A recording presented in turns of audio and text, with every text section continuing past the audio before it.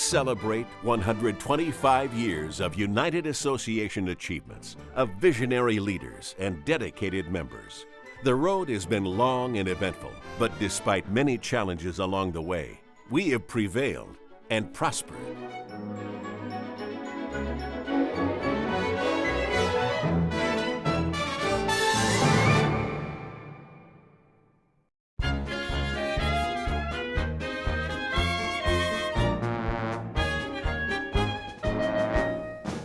The late 19th century, the Industrial Revolution. Working men and women struggled to reap their share of the economic boom.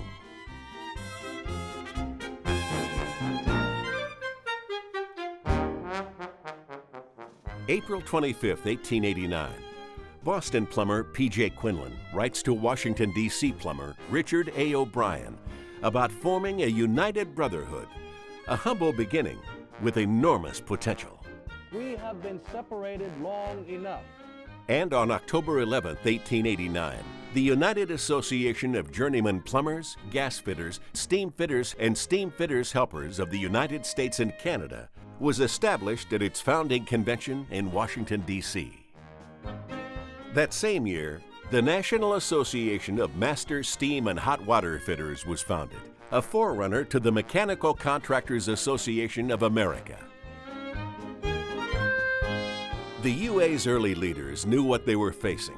They had to unite many different organizations representing a multitude of crafts into a single unified body.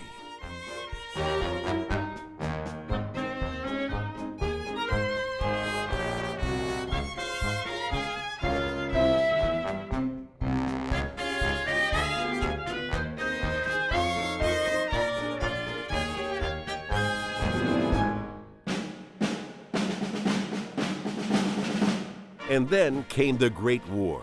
UA members from Canada and the US took an active role in securing the victory.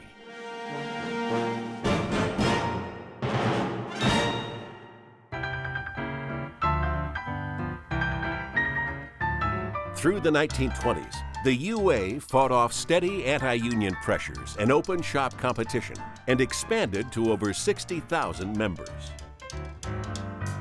This growth was aided by the development of a formal 5-year apprenticeship program that increased new membership in the coming decades. But all this would be threatened by the worst economic disaster the modern world had ever seen, the Great Depression.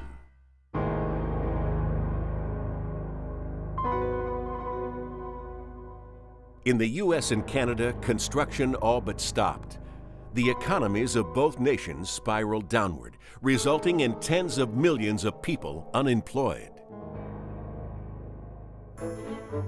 With the New Deal under President Franklin Roosevelt, members began to go back to work and regain their pride.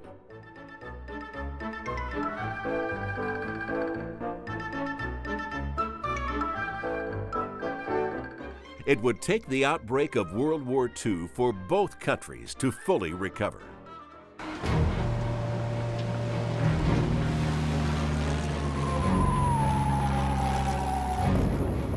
By 1941, the US and Canada braced for war, building the ships, manufacturing the weapons, and fighting on two fronts overseas.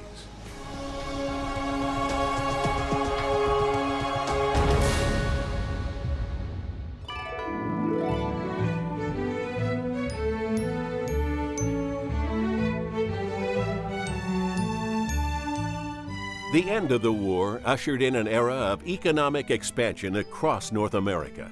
Jobs were abundant.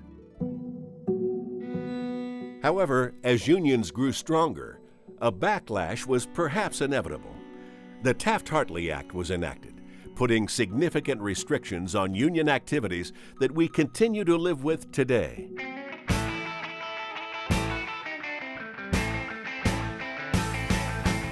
Training became an even greater focus of the UA with the development of the 5-year instructor training program and the International Apprentice Contest.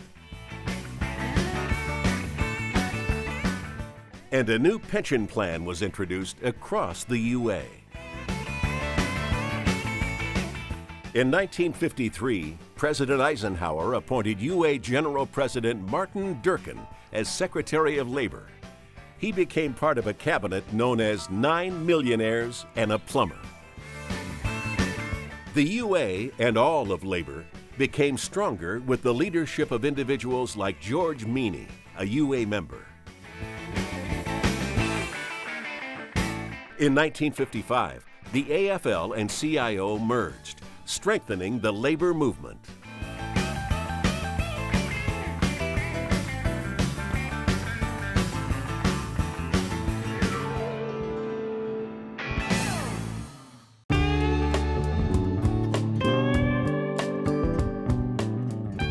These were times of social and economic changes, and UA members continued to put their skills to work in new and innovative arenas.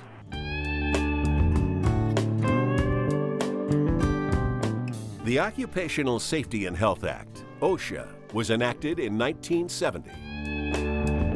The UA Organizing Fund was established in 1971 as part of an intensified effort to recruit new members and sign up new contractors.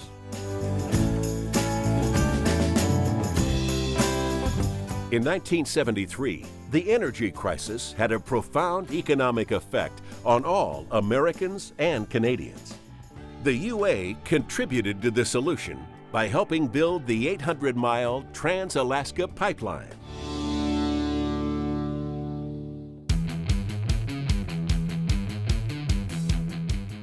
In the 1990s, the United Association took center stage in the building trades when our union was recognized as the model for certification and training. The UA Instructor Training Program moved to its current home at Washtenaw Community College in 1990.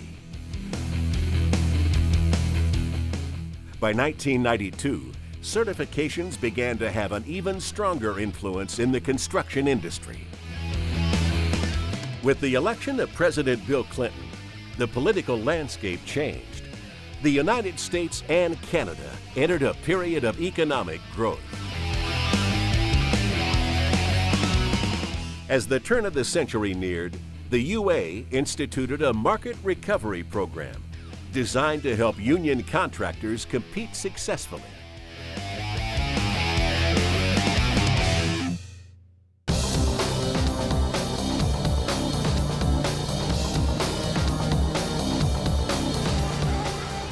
Newly elected President George W. Bush rescinded President Clinton's executive order calling for project labor agreements on federally funded construction projects. 8 years later, President Barack Obama would make reinstituting that executive order one of his first official acts. In 2004, the election of General President William P. Hite positioned the UA to deal with a number of challenging political, economic, and organizational issues, and our great union charted a renewed path to the future.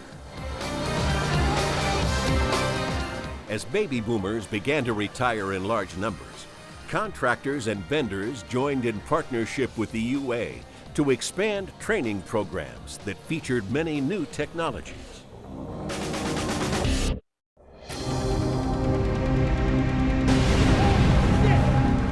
Then, on September 11, 2001, the world changed. In New York City, the United Association lost 3 members. Hundreds of building trades workers, including UA members, assisted in the rescue, recovery, and rebuilding efforts. The UA immediately established the Emergency Relief Fund to aid families affected by the attack. The relief fund has been utilized throughout the years for Hurricanes Katrina, Rita, and Sandy, and continues to help those in great need. Through these difficulties, UA members continued to take on challenging jobs. With the end of the Bush era, the UA seized an opportunity, becoming the first union to endorse Barack Obama for president. But the Great Recession that President Obama inherited had a devastating effect on the U.S. construction industry. Only when the $800 billion American Recovery and Reinvestment Act was passed in 2009 did U.S. workers finally see some light. During this time, the UA implemented a number of innovative, progressive efforts. The critically important Standard for Safety and Standard for Excellence were introduced. The UA Department of Energy was established in 2007. This was also the year that the UA hosted the first tripartite conference.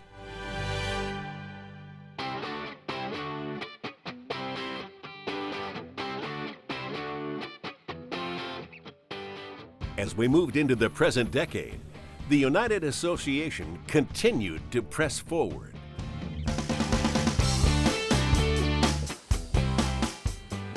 In 2012, the UA became a truly global organization, signing an official affiliation agreement with the Australian Plumbing Trades Employees Union. A recent program that has had a huge impact, not just in the UA, but throughout the United States, is the Veterans in Piping program. At military bases throughout the country, the UA provides 18-week welding and HVACR training programs to transitioning military personnel. And to meet the extreme demand for skilled welders, the UA has established a unique 75-booth National Welding School in Aurora, Illinois. Challenges will continue, but our history, our foundation is solid. This great organization, with our exceptional membership, will continue to lead the way to a prosperous and secure future. Understanding the history of the North American labor movement and of our great union is essential to every member and to every citizen because it shines light on the road ahead. With gratitude to our forefathers, we will remember the lessons they handed down.